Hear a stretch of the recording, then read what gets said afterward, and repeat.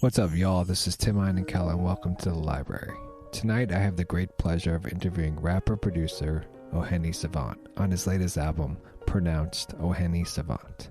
This Philadelphian-born artist has an incredible story. As mentioned, he was born in Philadelphia but spent his adolescence in West Africa with his uncle, where he did what other typical teens did, i.e. play soccer, but spent the majority of his after-school hours at his uncle's side in front of the piano. Hours mastering scores of classical and gospel music, the only two genres his uncle allowed in the house.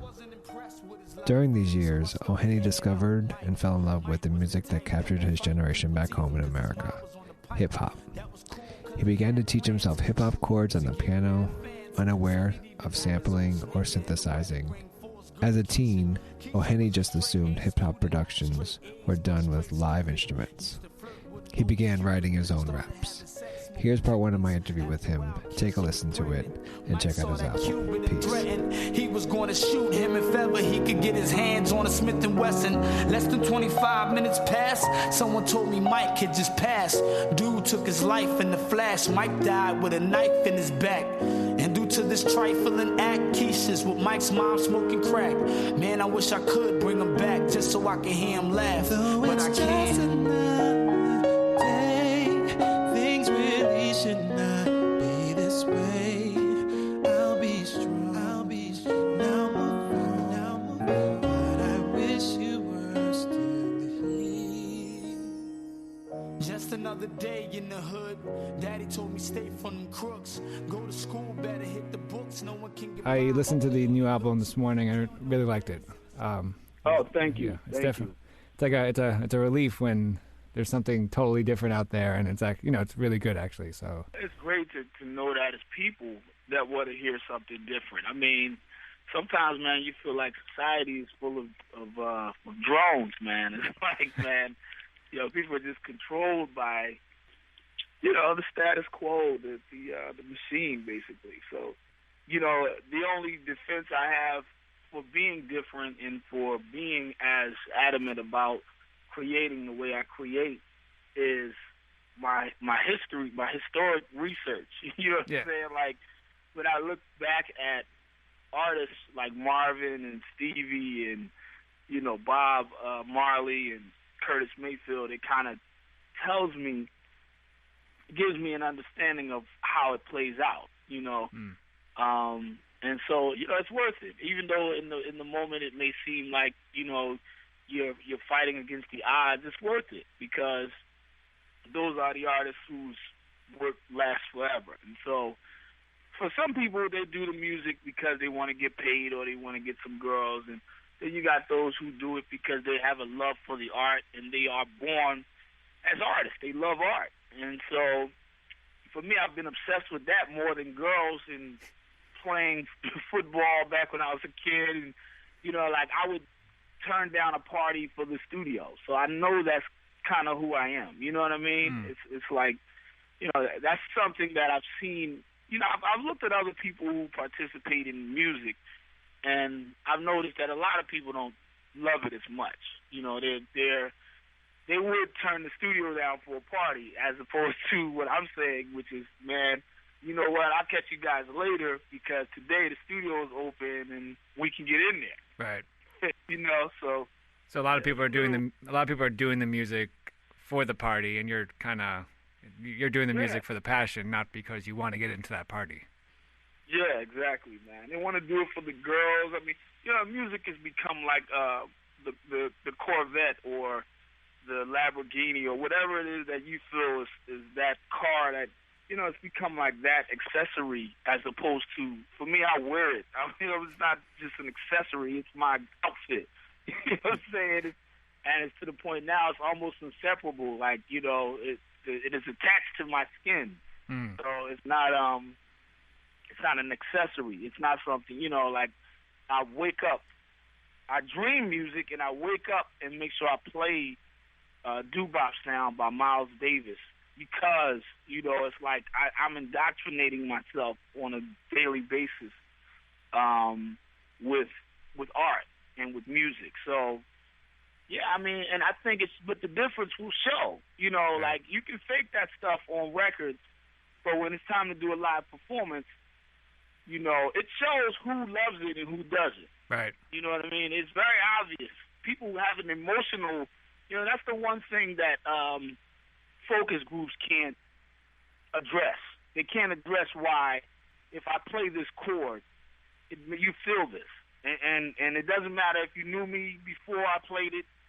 It doesn't matter if I was played on all the stations. And no, it's something about these notes and this passion that I'm playing with that, you know, these guys just, they don't have an understanding for. The artists understand it, but, you know, the industry, they don't understand that, you know.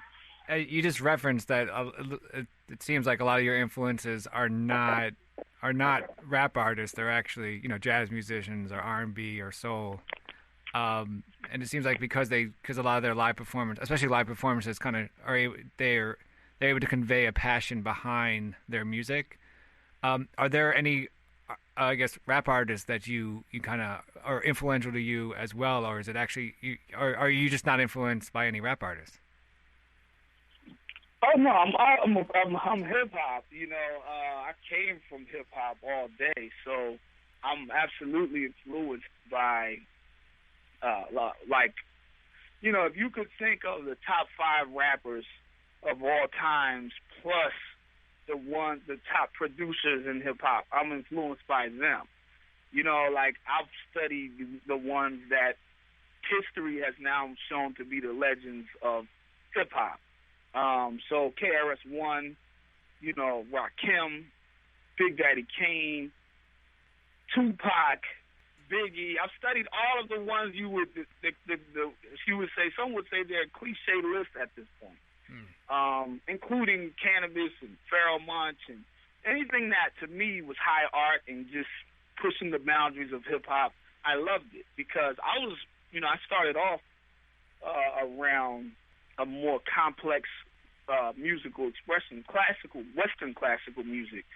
And that's because I ended up moving to West Africa. I mean, it's kind of a long story, but I moved to West Africa with my then uncle. I call him my father because he became my father. He raised me, who was a classical pianist and a minister. And so I'm in this environment where we're listening to Beethoven and Bach and Haydn and, you know, Tchaikovsky, and, you know, saying it was just so much musicality around me. And yet I was from the hip-hop generation, from the generation that was into, you know, I was coming up under the classic golden era hip-hop stuff. So for me it was like, man, like, where can this hip-hop go? And so whenever I heard a rapper who was doing something that was changing the dynamics of how we heard rap, it drove me crazy. So when I heard Bone Thugs and Harmony and how they were rapping in double time and slowing the beat down, it was like, oh, these guys are really changing the game, you know. And Busta, and, you know what I'm saying, what Busta was doing, what he was doing with vocals and rhythmically how he was approaching rap. It just said to me that rap can be high art as well, you know. And so my dream as an artist was always to reach a point where I could create something that would change the dynamics of the music. I could say I realized my dream recently. Now I'm just letting people know, you know what I'm saying, that I realized it. But as an artist, I'm really satisfied with that development. But yeah, I'm influenced by all of the greatness, and I listen to what's out now. I mean, I like what I heard from Chance the Rapper. I like Kendrick Lamar's album. I mean, you know, I like whatever I hear that has some musicality, it has some sacrifice to it. I mean, you know, I'm with it. You know. That was O'Hene Savant, his latest album, pronounced O'Hene Savant. This is Tim Einenkel with The Library. Make sure to check me out on www.rapstation.com. Peace. Ever since I was a kid, the subway has been a friend. We always used to ride but never thought of where it went. So many places for all the different faces, different occupations, and none in some cases. See, there's a lady with a baby in the car seat who's headed home to discover what she thought. See, the hood is buzzing about this other woman and the husband, but what she doesn't know is that woman is a cousin. Then she'll discover that her lover doesn't really love her. Then she'll recall all the nights that he wouldn't touch her. Being a single mother's hard, not enough pay. She got a rough day from the subway.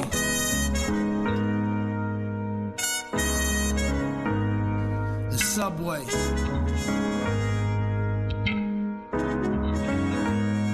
The subway. Now there's a man in the seat right across from me with a tyrant of a boss that be bossing him. Extra hours, yet the dollars don't be adding up. He's had it up to, let's just say that he's had enough. He had a rough couple days, see his mama pass, and time had passed for utilities on top of that. His pocket's flat, so the job he has gotta last. He barely made it on his train, someone dropped the pass. But what he doesn't know is later he'll be comfortable, as he's discovered by the owner of the company, who visited as a shopper, wasn't dressed proper. He'll treat him best, got the best ride from the subway. The subway.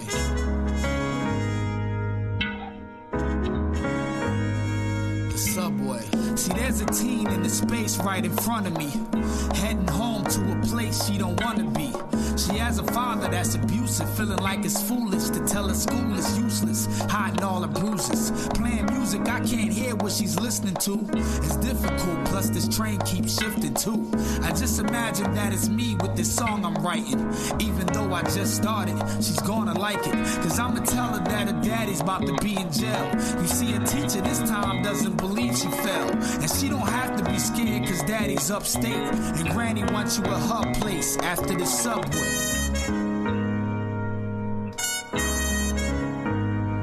The subway.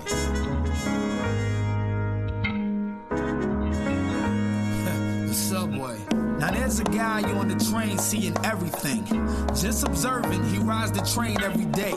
His destination's not apparent, he kinda rides, forming stories in this thing that's behind his eyes. You watch him cry, and sometimes you watch him smile. All depends on events from inside his house. He's jotting down everything, even ugly parts. It's therapeutic, even though now it's becoming harsh. See, what he's come to know is this ride gets hard, and when he gets off, someone else gets on. Someone that reads what he wrote, maybe one day he'll write as well, finding tales on the subway.